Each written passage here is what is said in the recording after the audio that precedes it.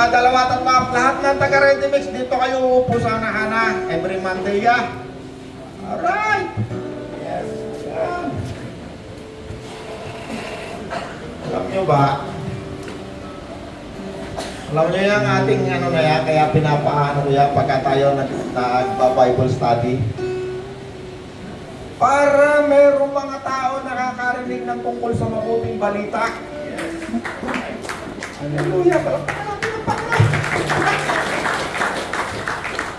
Alam nyo tayo, sabi sa survey, sa panahon natin na ito, ang Pilipino, 120 million.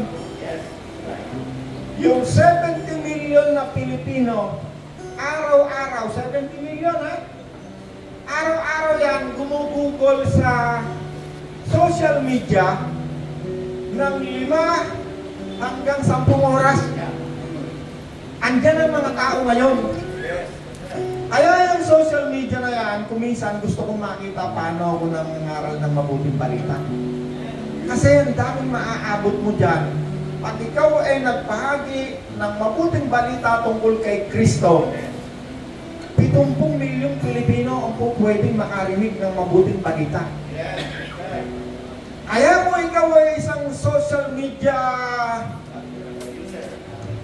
vlogger o ano, magbahagi ka ng salita ng Diyos kasi ang salita ng Diyos, yung pangangaral ng salita ng Diyos, ang ibinubunga niya ay pananampalataya sa mga tao. Yan ang ating laging pinapag-usapan dito. Ang pananampalataya ay bunga ng pakikinig. Kapag nanonood, siyempre may sound. Ang pananampalataya ay bunga ng pakikinig ng mabuting balita tungkol kay Kristo. Yan ang lagi natin pinag-uusapan. Ano ang tungkol kay Kristo? Na parito na si Kristo, ang anak ng Diyos, upang bayaran ang akin at iyong kasalanan. Upang ang mga tao'y makalaya sa kasalanan. Katulad ko, katulad ni Clasoteng, katulad ni Tatay, at ng marami pang iba na narito na tumanggap na kay Kristo. Kapag ang isang tao nakarinig ng mabuting balita, na tayo'y hindi na alipin ng kasalanan, tayo'y pinalaya na ni Kristo, matututo tayong maging isang mabuting asawa, mabuting kaibigan, mabuting kapitbahay, magiging tayong mabuti. Katulad ng mga apostol na nagsulat ng bagong tipan at ni Kristo na kamukha ng Diyos. Amen! Hallelujah! Nasaan yung aking mga wagang pisara? Every Monday, ilang minuto lang. Alam ko, marami sa inyo. Marami sa inyo. May pagbabago. Kasi yung mga asawa nyo, minsan nagpasalamat sa akin eh. Salamat, Kuya Roland. Ang asawa ko ngayon, hindi na sugaraon, hindi na lasenggo. Ano nyo? Hallelujah! Salamat, Kuya Roland. Napakasarap ng pagkain na pinakain mo sa amin ngayong umaga. Tinutukoy na salita ng Diyos. No? Ang salita ng Diyos, yan ang magbabago sa ating mga buhay. At pag yung ating mga pag-iisip ay nabago na. Paano babaguhin? Pamamagitan ng salita ng Diyos na ating naririnig at ating nababasa. Amen! Nakikita ko yung mga mukha ng mga nag-text sa akin ng mga asawa. Kaya Roland, minsan dahil nagsusumbok eh. Kaya Roland, ang asawa ko, nag-inom na lang. Text ko. Eh kung ikaw ang asawa mo, hindi ka mapigil yung asawa mo. Ako pa kaya pipigil. Hayaan mo ang Panginoon ng pumigil sa kanya. Marami sa inyo. Nagte-text ang inyong mga pamilya. Kaya Roland, mula nung siya nakinig ng salita ng Diyos, malaki na ang pinagbago niya. Hindi lang pagbabago, no, Tay? Oo, si Tatay nga, oh. Ilan tama na, Tay? Salamat sa Panginoon. Inabot pa ng Panginoon. Inabot ng salita ng Diyos. Ba, di baka kung hindi. Hanggang ngayon, baka kung ano-ano pang mga gimmick, kalokohan na, Tay. Ay, ako, hallelujah. Okay. God is good. Ay mo na. Okay, punta tayo sa salita ng Diyos. Doon sa ating pinag-aralan ng nakaraang linggo. Puntahan natin ang ating pinag-aralan ng nakaraang linggo. Marami tayong bisita ng nakaraang linggo. Dalawa. Si Pastor Bernie. Si Pastor Bernie, tayo, dating empleyado ng gobyerno sa Costco. Laki ng pera. Pero na-involve siya sa mga muntik siyang makulong. Salamat sa Panginoon, binago. Hindi nakulong. At ngayon, nangangaral ng mabuting balita tungkol kay Kristo. Tignan nyo, pag ang salita ng Diyos narinig ng tao, nagbabago. Ang asawa natin, dito kayo baya, hindi tayo kayang baguhin. Pero pag ang Panginoon, tinanggap mo, ginawa mong Panginoon, pumasok sa puso mo. Yan ang babago sa'yo. Dito, magmumula sa loob. Papalabas. Dito sa mundong ito, hindi tayo makakapagbago, hindi natin kaya. Marami na nga akong narinig eh. Mula ngayon. Bukas lang, iba na ulit. Balik ulit sa dati, mas masahol pa nga eh. Kaya dapat tayong makikinig, kakain ng salita ng Diyos, sapagkat ang salita ng Diyos ang pagkain. Kaya ang tawag ko rito sa umaga, mainit na tinapay. Kasi ang salita ng Diyos, ito'y hinalintulad ng Panginoon sa pagkain ng ating kaluluwa. Kung paano kumakain ng katawan ni tatay, katawan ko, pisikal na katawan, yung pangalawang elemento, kaluluwa, may pangatlo pa nga, espiritu, kumakain niyang kaluluwa. Anong kinakain? Salita ng Diyos, mainit na tinapay. Kaya sabi ni Kristo, nung merong demonyo na nakipag-usap sa kanya, sabi sa kanya, gawin mo itong tinapay. Sabi ng Panginoon, hindi lamang sa tinapay, kasi pisikal na tinapay ang binabanggit ng demonyo. Ang gusto niya, pagkain lang ng pisikal ang kainin. Sabi ng Panginoon, hindi lamang sa tinapay nabubuhay ang tao, kundi sa bawat salita na nagmumula sa bibig ng Diyos. Amen! Hallelujah! Punta tayo sa Bible natin. Woo! Diba dito sa ating pinag-aralan, lagi tayong merong New Testament, Old Testament, saka New. Ayan. Kasi yan ang unang basic na dapat malaman ng isang nagbabasa ng Bible. Kasi pag hindi mo alam yan, pagbukas mo ng Bible mo, nabasa mo sa Exodus, huwag kang kakain ng baboy. Naku, marami kang hindi kakainin. Huwag mo tataniman ng iyong lupa sa ika-7 taon. Ay naku, sayang ang ani. Pag hindi mo nalaman yan, Old Testament, New Testament. Kasi yung mga Hudyo, dyan sa Old Testament, napakarami niyang mga autusan, mga utos na galing doon sa ginawa ni Moses. Tayo naman, dito sa New Testament, ang tawag sa atin, mga hentil na sumampalataya kay Kristo. Ang tawag sa atin, mga Gentile believer. No? Itong mga Hudyo, yan ang mga tao na pinili ng Diyos. Special yan mga yan. Ang kanilang bansa ay Israel ngayon. Yan ngayon ang bansa nila. Ay meron ding mga propeta yan, katulad na ng Jeremias. Si Jeremias, ang sabi niya, no, doon sa kanyang sinulat na napaka-popular, sabi ni Jeremias, ito ang aking plano para sa iyo, sabi ng Diyos kay Jeremias, isang propeta. Okay, tayo naman, mga apostol naman tayo katulad ng gusali na itinayo ng mga apostol. Yan. Sino nagtayo sa atin? Mga apostol, hindi mga propeta. Okay, sabi ni Jeremias, I know the plan. I know the plan I have for you. Plan to prosper you and not to harm you. Yan. Ano naman sa New Testament? Sa New Testament, dahil ang testamento, ang nakipagtatipan sa atin ay si Jesus, hindi siyempre, si Jesus ang laging mayroong pangako sa atin. Ano naman ang pangako ni Jesus? Sabi Sabi ni Jesus, number 1, ito ang pangako ko sa iyo. Ako'y naparito, sabi ni Jesus, upang ikaw ay bigyan ng buhay na masagana. Pakibasa mo, Kuya Soseng. Okay, masagana. Ano pa? Buhay na ganap. Kasiya-siya. Ano? Punong-puno. Ganap. Kasiya-siya. Punong-puno. Pakibasa mo, Kuya Soseng. No? Ako'y naparito upang ang mga tao, John 10:10, upang ang mga hentil na sumampalataya sa akin, sabi ni Kristo, bibigyan ko ng buhay ng ako'y naparito upang sila'y magkaroon ng buhay at magkaroon ng kasaganaan. Kasaganaan, masagana, ganap, kasiya-siya, masaya, masaya, bless. No, yan yung pinakanta natin kanina. Bless na bless, bless na bless, masaya.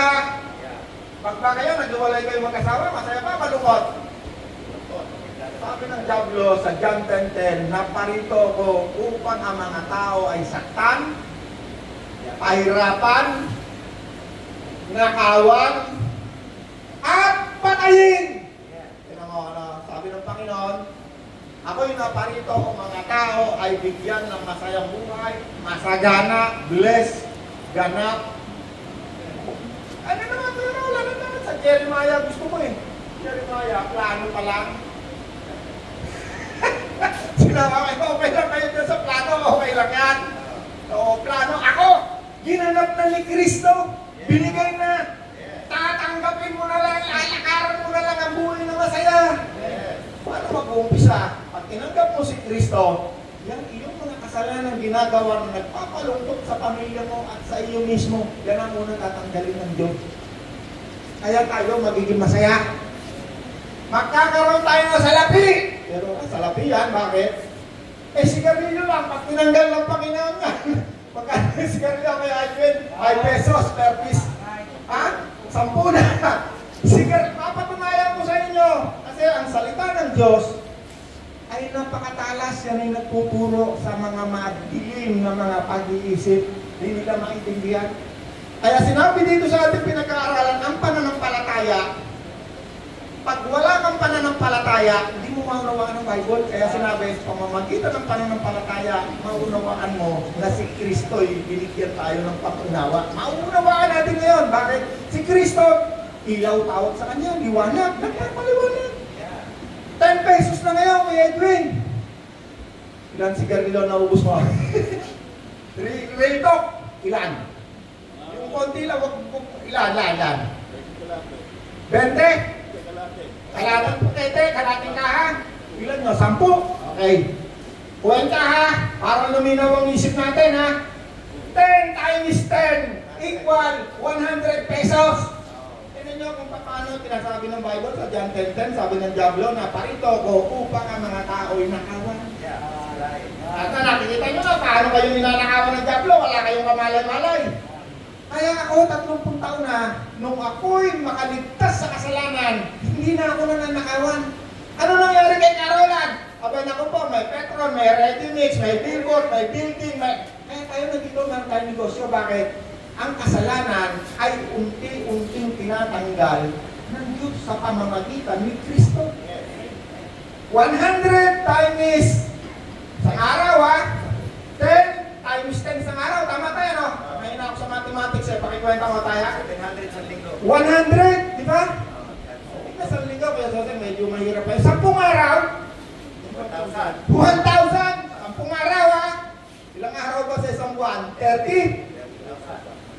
1,000. Hindi, nagkakita. Sa 10 araw, 1,000. Tama ba tayo? Baka magkamali ako, mahina ako sa mathematics. Para ang isip nyo, mabuksan na kayo, magugulat kayo. May takutan kayo sa kasalanan. Kasi maraming tao, pero wala, hindi naman masama mag-inom eh. Hindi naman masama mag-inom. Masarap kaya. Bilog-bilog pa.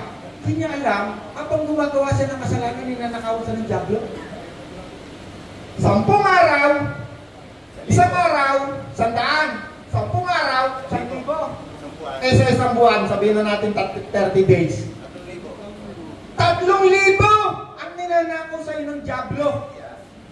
Kasi naunawaan nyo, common sense lang yan. Hindi kailangan ng marunong dyan. 3,000. O huwag na naman 12 yun, mahirap kuwentahin. 10 buwan na lang. Sa 10 buwan, times 3,000, ilan tayo? 30,000. Isang tricycle na pangpasada. Hallelujah.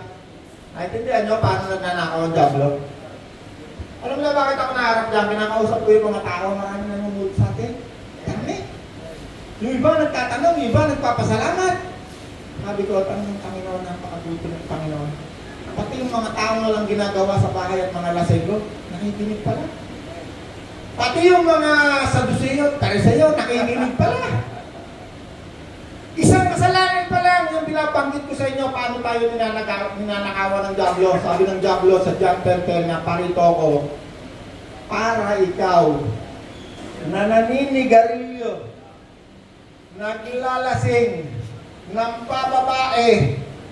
No? Marami yung uri ng kasalanan eh. Babaero, lasenggero, lahat ng ro. No?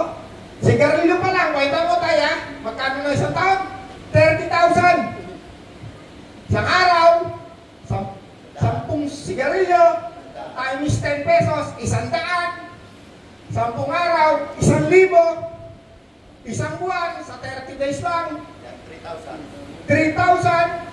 Sa 10 buwan, sa loob ng isang taon, 10 buwan pa lang, times 10, 3,000. 30,000. Eh, 12. 36,000. Isang hawang ka na napakaganda. Burum, burum, burum, burum. Woo! Bakit ko inuulit-ulit sa inyo yan? Para pakita sa inyo paano kayo naghihirap. Kahit ano pang gawain ninyo sa buhay nyo, pag hindi nyo naunawaan kung bakit napunta rito si Kristo. Ano sabi? Bakit napunta rito si Kristo? John 10:10 na parito ako para tayo na mga hentil na sumampalataya kay Kristo ay bigyan niya ng buhay na masagana, ganap, masaya, bless. 10 araw. Kano tayo? Isang araw? 100. 100 isang araw kasi 10 sigarilyo. Times 10 pesos. 10 araw, 1,000. Tama ba? Alam niyo magkano itong suot ko? Minsan, ang suot ko, 200 lang yan. Ito, 100. Brief ko, minsan, 110. Magkano yun? 300. O sabihin na natin doble, 600. Sabihin na natin 1,000. Araw-araw, 1,000. Sa loob ng 10 araw, lagi kayong may bagong damit. O ba sinasabi ko? Sige. Para malaman natin kung totoo. Tayo nga, Bernie, tayo nga. Ay, hindi, wag ikaw naka-uniform ka eh. Ikaw pa rin, oy. Si ito, magkaya pinahangawan ko sa sayawan, galing mo sumayaw.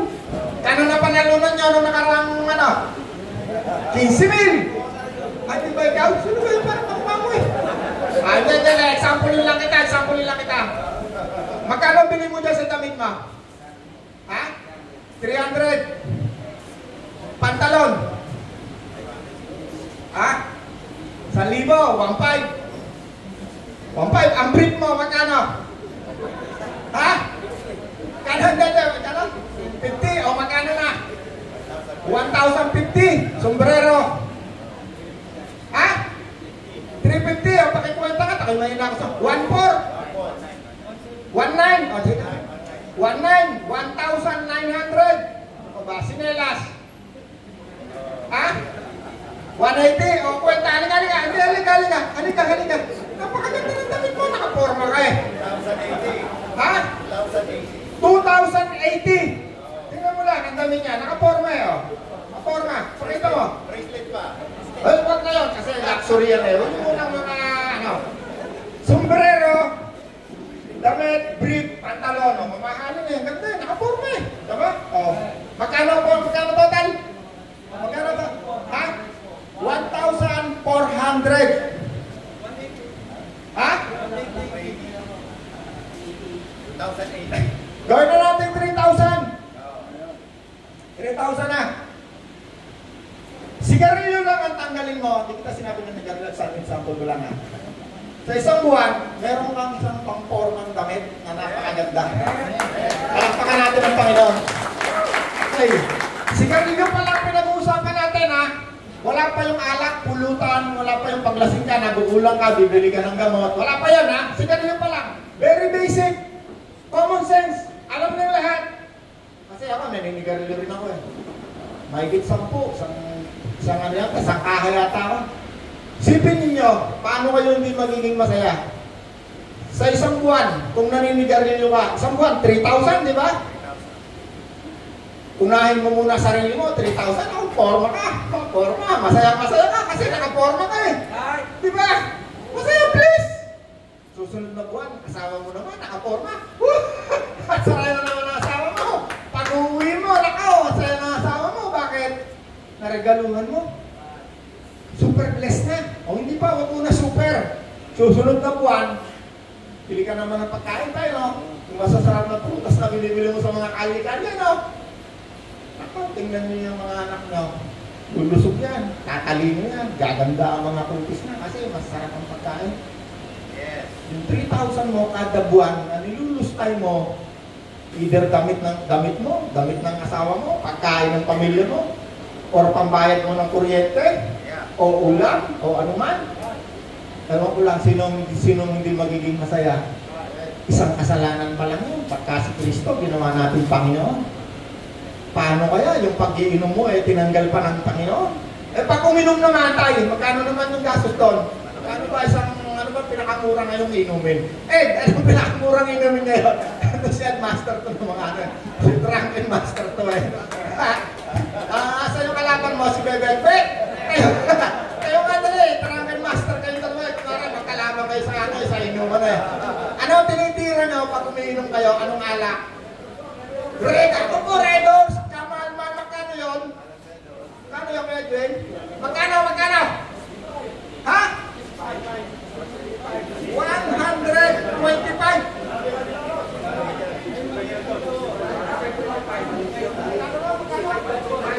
125, isang red horse. Ibig sabihin, ikaw lang ba tumitira niyan? Ikaw lang ang lumalaklak niyan? Ikaw lang mag-isa? Real talk, para lang maunawa natin mabuti. Paano tayo ninanakawan ng diablo at sinasaktan? Ikaw lang mag-isa umiinom nun? Pag may dinayo ka ng bisita, dinayo ka ni isang Drunken Master, dalawa ngayon yan! Alam mo, uminom ka, wala kang pinapapak ng konti. Siyempre, sabihin mo sa darling mo, darling, yung padala sa akin ni aking anak na si Jim, pwede bang ibili mo muna ng manok? At ako'y may bisita. Tama ba yun, ano? Paano yung mga kapitbahay mong mga salbahe na dinayo ka pa? Alam nyo, kaya ako sinasabi yan, hindi para natin ang sarili natin. Para makita natin kung paano si Jesus nagpapaliwanag sa ating madilim na pag-iisip. Yung pag-iisip, bahagi, palakpakan natin ng Panginoon, huwag nyo kung papalakpakan, baka uuwi ako. Sigod lang. Ang pag-iisip, bahagi yan ng kaluluwa. Pag yan ay naliwanagan, yung isip na yan, hindi gagawa yan ng mga bagay na magpaparusa sa sarili mo. Paano tutulungan ng Diyos ang pag-iisip na yan? Pag nakarinig yan ng tungkol kay Kristo, makikinig yan, magkakaroon ng pananampalataya kay Kristo. Bakit? Ang unang dahilan, para napunta si Kristo, na parito siya, sabi ni John the Baptist, look, the Lamb of God. Tingnan ninyo ang anak ng Diyos. Siya ang nag-aalis ng mga kasalanan. Hindi natin kaya tanggalin ng kasalanan natin. Si tatay nga, umabot na 70, hindi na matanggal sarili. Kasalanan, lagi na lang, New Year's resolution na tayo. Although, alam mo na, yun ay masama. Sa physical mong pagkaalam, yun ay masama. Pero ang katawan mo, hindi mo kaya pigilan. Bakit? Hindi kaya pigilan ng asawa si tatay. At hindi lang yan ang ginawang kasalanan ng tatay. Marami pang iba na nagdala sa kanya sa kulungan. Buti na lang, naalaya si tatay. Hindi ko sinasabi yan para si tatay, pahiyain ko. Buhay na patotoo si tatay. Dahil sa kasalanan, nagkakandaloko-loko sa buhay natin. Kaya ang Panginoon na parito dito sa lupa upang bayaran ng ating mga kasalanan. Amen! Okay, ngayon, meron na kayong konting naunawaan, ano? Basahin natin ang unang Juan 5:20. Kuya Soseng, pakita. Sabi niyan ay naparito ang anak ng Diyos upang bigyan tayo ng kaunawaan at makilala ang tunay na Diyos. At tayo'y nasa tunay na Diyos sa kanyang anak na si Jesucristo. Hallelujah! Okay, number 1, naparito si Jesus, ang anak ng Diyos, upang tayo'y bigyan niya ng pangunawa. Kasi yan namang sinasabi ko na yan sa inyo, naririnig niyo yan eh, alam niyo yan, pero hindi niyo maunawaan. Kaya pag si Jesus, tinanggap ninyo, ginawa ninyong Panginoon, si Jesus na Espiritu nandito sa loob, yan ang magpapaunawa sa pamamagitan ng Espiritu mo na nanditiyan. Pag si Jesus ay dumating kay Tatay, yung Espiritong patay na walay na pinag-uusapan natin sa Genesis, magkakaroon nga ng malay. Yung Espiritu ni Jesus at Espiritu mo, pag ganun nag-isa, meron niyang gagawin sa loob. Ano? Magtuturo yan, magpapaliwanag sa isip na madilim. Amen! Yung isip na madilim na yan, yung isip na madilim na yan, pag wala pa si Kristo, ha? Lahat ng gusto ng katawan na yan, gagawin niya. Bakit? Alipin tayo lahat ng kasalanan. Kaya sabi sa Bible na pinag-uusapan natin lagi, tinubos tayo ni Kristo sa mga kasalanan at pinalaya. Alam agad ko sa verse. Basahin ko. Okay, go!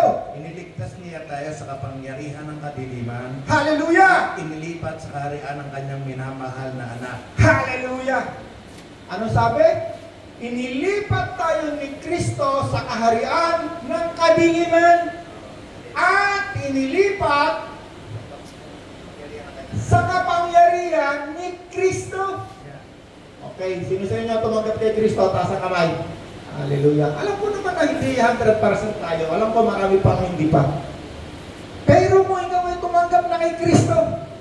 Ano ang sabi ng salita ng Diyos? Ang salita ng Diyos, yan ang totoo. Huwag kayong maniwala sa mga haka-haka, sa mga kanong naririnig nyo. Pag ang salita ng Diyos, narinig nyo, yan ang totoo. Sabi ni Jesus, I am the truth. And the truth will set you free. Makakalaya tayo. Anong sabi? Pinalaya ka na tayo. Kaya ngayon si tatay, sabi ni tatay, nako, hindi na ako ninigarilyo ngayon. Hindi na rin nag-iinom, ano tayo? Hindi na. Tingnan nyo. Pag si Kristo ginawa niyong Panginoon, kasi ang tawag kay Kristo, kaya siya nagpunta rito, para maging nating Panginoon. Kasi nung wala si Kristo, meron tayong Panginoon, hindi nyo lang alam. Doon sa kaharian ng kadiliman, ibig sabihin ng kadiliman, ng pag-iisip natin na yan, dinidiliman, hindi makakintindi, hindi makaunawa. Pero nung dumating si Kristo, ang unang binigay sa ating ni Kristo, pangunawa. Pangunawa. Understanding. Kaya ngayon, narinig natin paano nagpapaliwanag si Kristo. Tingnan nyo, marami sa inyo makakaunawa. Pag yung isip na yan, tinuruan niya ni Kristo at ng Espiritu mo na magkasama, unang tuturuan niya yung madilim na pag-iisip. Ano sabi ni Kuya Soseng doon sa binasa niya? Inilipat na tayo mula sa kaharian ng kadiliman ng dilim. Mula sa kaharian ng dilim, tayo pinagaharian ng kasalanan dilim, tayo alipin, tayo ngayon ay inilipat sa kaharian ng liwanag. Kaya nyo ngayon, nagpapaliwanag sa inyo si Kristo. Hindi ako nagpapaliwanag. Hindi ako. Kung ako lang ang masusunod, itong si Roland lang, kung wala si Kristo, trabaho tayo lahat. Trabaho na! Alas mo! Pero dahil nga dito si Kristo, natuturo. Sino tinuturuan? Ang mga sumampalataya kay Kristo. Yung hindi tumanggap kay Kristo, hindi sumampalataya kay Kristo, di yan maintindihan. Puro lang kalokohan sinasabi mo, sarap kaya. Bilog-bilog pang gano'n. Hindi na alam pinakatay siya ng demonyo. Ninanakawan siya ng araw-araw na 10 stick na sigarilyo, 100 piso sa isang araw. Sa 10 araw, 1,000. Sa isang buwan, 30 days, 3,000. Sa isang taon, kung 10 buwan pa lang, 30,000. Isang taon, 12 months, 36,000 pesos. May naunawaan tayo? Tingnan nyo, dahil naunawaan nyo yan, Mamaya-maya lang, pag kayo dadampot ng sigarilyo, tinan nyo, darating si Kristo, ang Espiritu ni Kristo, yan ang dakilang guro. Tuturuan niya yan inyong isip. Magpapaliliwanagin niya yan. Sigarilyo o yung anak kong kakain na masarap? Sigarilyo o damit na maganda? Sigarilyo o yung damit ng asawa ko? Panty pala, unahin nyo na yung magandang panty ng asawa nyo para pag-uwi niya, nakauya ko siya.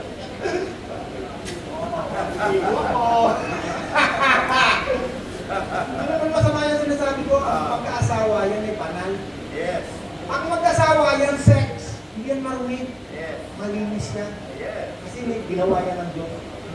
Nagiging marumi lang yan tungkol sa sex kapag yan ay inisip mo patungkol sa ibang tao na hindi mo asawa. Ay naunawaan kayo? Dapat. Huwag kayong makikipag-sex sa ibang tao. Asawa nyo lang. Kaya bili nyo ng magandang panty at bra.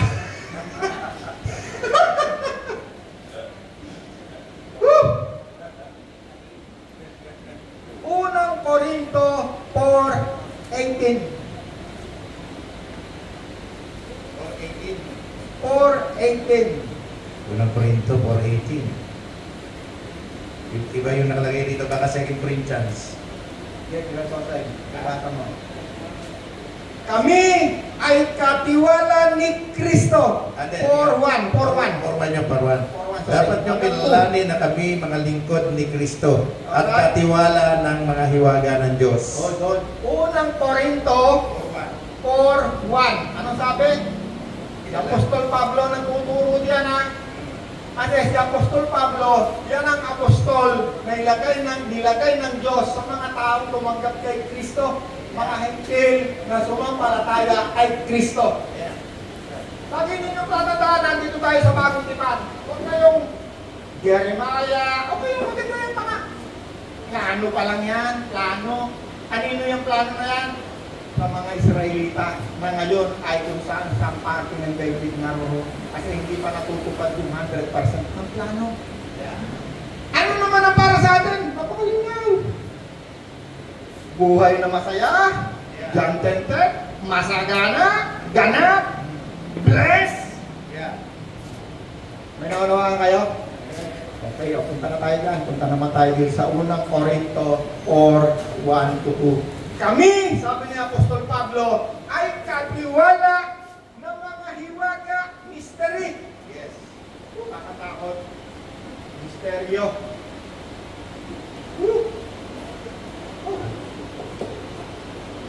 Misteryo. Hallelujah.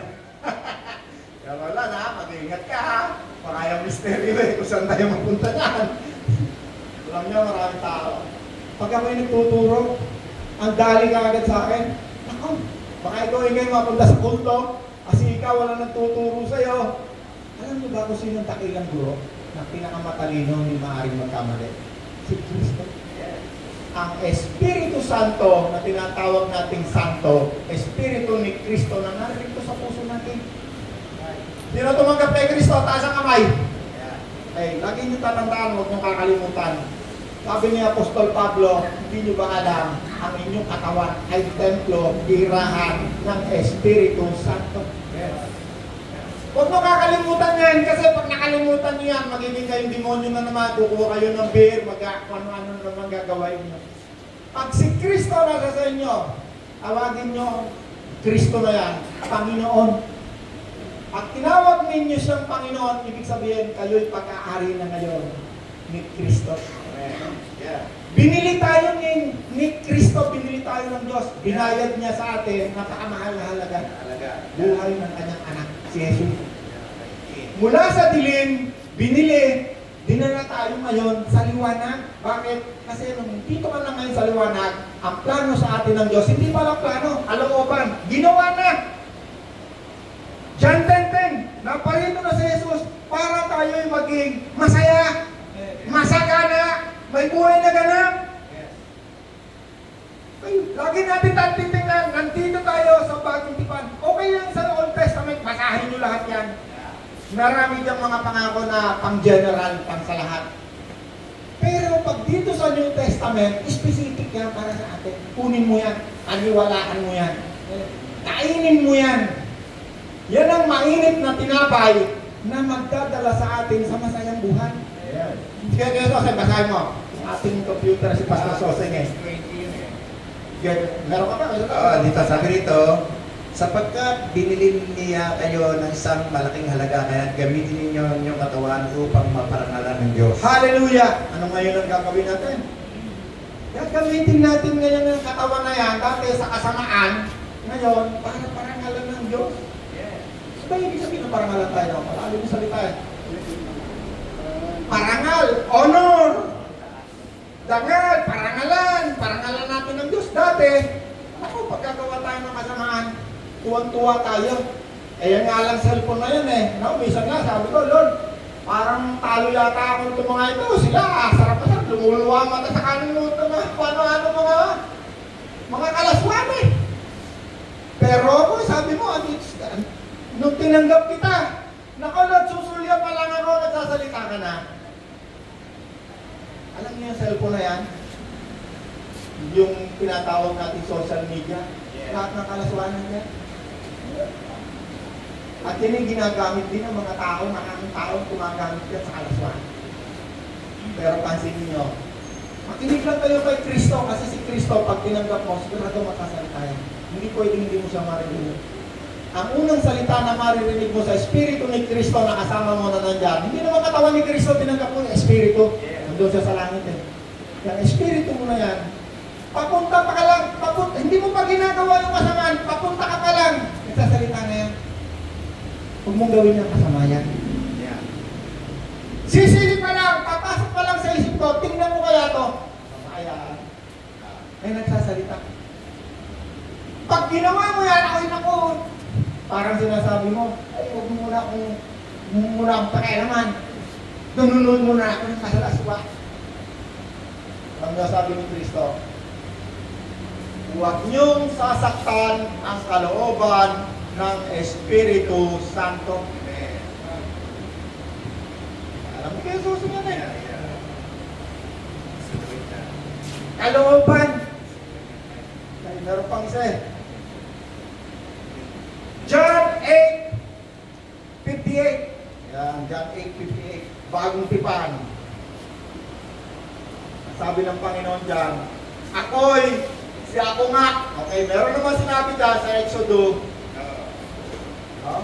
Sabi na kay Moses. Sabi ni Moses, pupunta ako sa Egypt. Sabi niya, anong papakilala ko? Sino nagsugo sa akin? Ang sabi ni Moses, sabihin mo, ako'y, si ako nga. Tama, Kuya Soseng, ano? Ayan, nakikita rin ni Kuya Soseng, anong verse eh? Anong verse? Exodus. Nagdahil pa ako Kuya Soseng. Ako eh, may sulat eh, nakakalimutan. Pero merong 8:58. Exodus 8:58. Exodus. At saka sa Exodus 3:14. Yeah. Sa John 8:58, sinabi ni Jesus, bago pa panganak si Abraham. Si Abraham. Ako'y, si ako nga. Ayan, sa New Testament yan ha. Sabi niya, ako'y, si ako nga. Okay, teka. Iwan muna natin saglit yan ha, kasi nandito tayo sa hiwaga. Ang ating topic tungkol sa misteryo.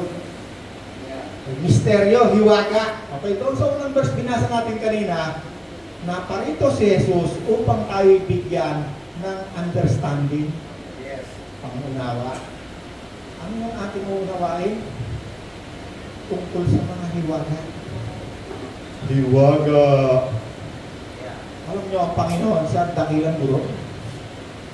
Misteryo. Kaya Roland, parang hindi yata napag-aralan niya sa aming theology. Ang understanding na binibigay ni Kristo ng Panginoon, hindi yan yung katulad ng pagpunta mo ng eskwela niyo, marunong sa mathematics, 505 times 200, galing. Ay, nagkuwento si teacher, ganito na. Galing, hindi yun. Ang pangunawa o understanding na binibigay ni Kristo sa atin tungkol sa misteryo. At yan ay ipapaunawa niya sa atin sa pamamagitan ng salita ng Diyos. Amen? Ay, alam nyo kasi, dito sa Old Testament, yang si Daniel, merong pagkakataon, nagkaroon ng panaginip ang isang hari, hindi niya maintindihan. Nanaginip siya na nakakatakot na rubultong pinto. Walang makapagpaliwanag. Sabi ng hari, yung pangalan si Nebuchadnezzar, pag hindi nyo na ipaliwanag ang aking mga panaginip, pinatawag na lahat ng enchantador, salamangkero, magician, pinatawag na lahat. Sabi naman nitong mga magician nito, Manlari, isang misteryo yung panaginip. Sabihin mo ang panaginip mo, papaliwanag namin. Magaling nyo ang hari. Sabi ng hari, sabihin nyo muna ano ang aking na panaginipan para maniwala ako na kaya nyo ipaliwanag yan. Madaling salita, itong si Daniel na itinapon sa kaharian ng Babylonia. Si Daniel isang Israelita, isang Hudyo. Tinawag niya yung tatlo, Shadrach, Meshach, Abednego. Di ka tayo manalangin. At tayo itanongin natin ang Diyos na nagbibigay ng hiwaga. Okay. Dito sa New Testament, ang tawag dito sa mga salita ng Diyos, mga revelation, mga ipinahayag na salita ng Diyos. Yan ang pinaliliwanag niya, yung mga hiwaga na yan. Okay. Di ba nung isang araw, meron tayong tinatawag na therefore? No? Maraming mga tao, kapag nakabasa ng 3 sitas, 4 na sitas, meron na agad yan tinatawag nilang so therefore. Yan yung mga theologian. Mga theologian yan yung mga marunong. Mga nag-aral yan sa mga eskwelahan. Pag ikaw ay nag-aral sa eskwelahan ni Bishop, meron yung theology, tatawag yung pag-aaral tungkol sa Diyos. Pag nag-aaral ka sa eskwelahan ni Kuya Soseng, meron din yung theology. Pag nag-aaral ka naman sa eskwelahan ni Tatay, meron din theology yan. May pag-aaral din yan. Amasihan din yan, mga salita ng Diyos. Kaya lang, ang problema dyan sa mga karamihan ng mga eskwelahan na yan, ang tinuturo sa kanila, yung mga inaral din at binigyan ng so therefore, kaya nagkakaroon sila ng iba-ibang mga sekta ng doktrina, ng reliyon. Bakit? Kasi pag bumasa yung karamihan dyan, yung teacher nila, meron niyang conclusion. Yung mga doctorate degree, gagawa ng libro yan base sa mga libro, sa mga Bible reading nila. Nagsisearch sila, gagawa yan ng sariling libro. So therefore, ang salita ng Diyos, ang Diyos, hindi mo yan mailalagay sa so therefore. Kasi pag gumawa ka ng therefore, makakagawa ka ng maraming mga ideya. Ano ibig sabihin ng therefore? Sinearch ko Siyempre, magse-search tayo kahit pa paano. Therefore is the result of the idea being mentioned in the passage. Ano ibig sabihin ng therefore? So therefore, yung conclusion, ito yung resulta ng ideya niya na nanggaling doon sa ilang sitas na binasa niya. Kaya ngayon, halimbawa dito sa Exodus, ako nga. Sabi naman dito sa New Testament, ako nga, sabi ni Jesus. Marami pang sitas na binasa dyan sa Bible. Sabi ni Jesus, John 10:30, ako ang tanga may isa. Pero hindi nila maintindihan, dumampot sila ng bato. John 14:8-9. Panginoon, ipakita mo sa amin ang mamasisya na kami. At sinabi ni Jesus, Felipe, matagal mo na akong nakita pero hindi mo pa ako kilala. Ang nakakita sa akin ay nakakita na sa Ama. Parang magkatulad, ano? So therefore, pag gumawa ko dyan ng therefore, si Jesus at ang Ama ay isa. So therefore, si Jesus ay Diyos. Pero hindi mo pwedeng ituro sa Panginoon kasi hindi sinabi ni Jesus, ako ang Ama. Pag hindi diretsong sinabi sa Bible, hindi mo pwedeng ituro. Hindi mo pwedeng ituro yung therefore kasi makakagawa ka ng ideya. Meron ba kayong nabasa sa Bible? Sinabi ni Jesus, tawagin mo akong Ama. Wala, di ba? Tinuturo nga ni Jesus ang aking Ama ay ang Diyos. Tawagin niyo siyang aking Ama. So hindi mo pwedeng sabihin mo na iisa pala si Jesus. Hindi mo pwedeng sabihin na, hoy, mga kapatid, si Jesus ang Ama. Hindi natin pwedeng sabihin na si Jesus ang Ama. Kasi mapunta ka doon sa tinatawag na kulto kasi mamamali ka. Pag mali ka dito sa salita ng Diyos, ang tawag sa iyo kulto. Kasi tinan mo yung mga albularyo. Si Amang Jesus daw yan. Ano? Amang Jesus, may corona pa. May picture pa eh. Naliligaw sila. Bakit? Ang misteryo, ang hiwaga, si Jesus ang nagpaturo, si Jesus ang nagtuturo. Hindi ka maliligaw. Hindi mo rin pwedeng sabihin na, nakaw, ay kung ganon, bakit sinabi ng ibang mga reliyon, aba Ginoong Maria, hindi natin nga si Virgin Mary, Blessed Virgin Mary. No? Dahil sinabi ro na siya ay puspos ng presensya ng Diyos, hindi po pwedeng maging Diyos. Nasa atin si Kristo, kaya sa di ba? Si Kristo nandito sa puso natin. Nasa atin din ang Espiritu ng Ama, kasi ang Panginoong Jesus at ang Ama, pag nasa Spirit, lagi sila magkasama eh. Nasa atin din ang Ama, di ba? Kaya sa sila. Hindi ka pwedeng tawagin Diyos kasi merong kulto dahil nasa Kanya raw si Kristo. So therefore, Diyos, kasi gumagawa ng ideya. Makakabuo ka ng mga idea na hindi galing sa idea na galing kay Kristo. Mystery. Napakalalim ng misteryo na to. Lord, ikaw ang magturo sa amin. Anong oras na rin? Meron pa?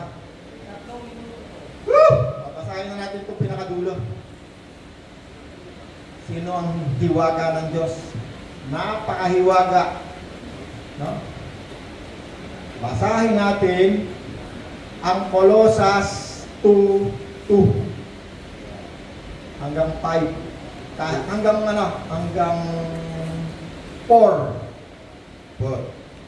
Colosas 2:2. Yeah. Ginagawa ko ito upang palakasin ang kanilang loob at upang mapakulot sila sa pag-ibig. Sa gayon, mararanasan nila ang ganap na pagpapala na tunay na pagkaunawa, Hallelujah! At kaalaman. Sa gayon, mararanasan nila ang ganap na pagpapala. Mararanasan nila ang ganap na pagpapala, puno ng tunay na pagkaunawa, ng tunay na kaunawaan, understanding, at kaalaman, at lubos na kaalaman, wisdom galing sa Diyos, tungkol sa hiwaga ng Diyos. Tungkol sa Diyos, sa hiwaga ng Diyos. Na walang iba kundi si Kristo. Na walang iba kundi si Kristo. Ang ating Panginoon. Siya ang dakilang guro. Hallelujah. Lagot na naman ako dito sa mga... Okay, kaya na tayo. Magbibitin tayo. Next week naman, next week. Kung tayo nakaalagwa. May natutunan pa tayo ngayong umaga? Hallelujah. Ikaw ang hari at tagapagligtas.